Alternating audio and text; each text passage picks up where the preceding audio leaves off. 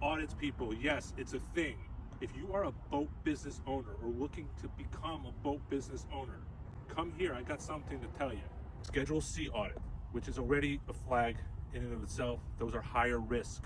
If you want to have a boat and have less scrutiny, LC multi-member, probably a better idea. But anyway, the guy's been doing like a fishing boat business, and he's been doing it for a couple of years, and there was like $500,000 of losses each year.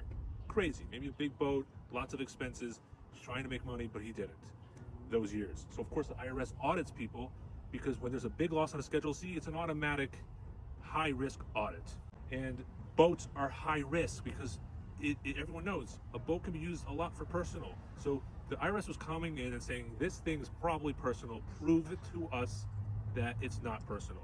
So lucky for this guy who had a really good CPA, told the client, you gotta have a log of everything, every trip, every invoice, anything that had to do with this boat in terms of revenue, in terms of trips, in terms of use, in terms of expenses. You gotta track everything. This guy was probably like a fishing trip kind of boat thing where we're doing an event here. It was all time stamped. IRS asked for that. They gave it to him. IRS had no questions. It's a business. But IRS has this little thing that when they're already auditing you and they don't find anything, guess what?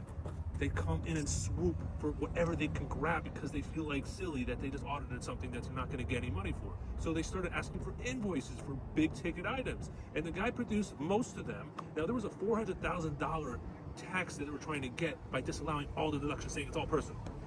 So at the end of the day, they only had to pay $50,000. Why? Because there was some deductions. Unfortunately, the guy just couldn't pull out any of the invoices. He couldn't find invoices for some of those $10,000 dinghies or the repairs or the AC or whatever it was. I don't know.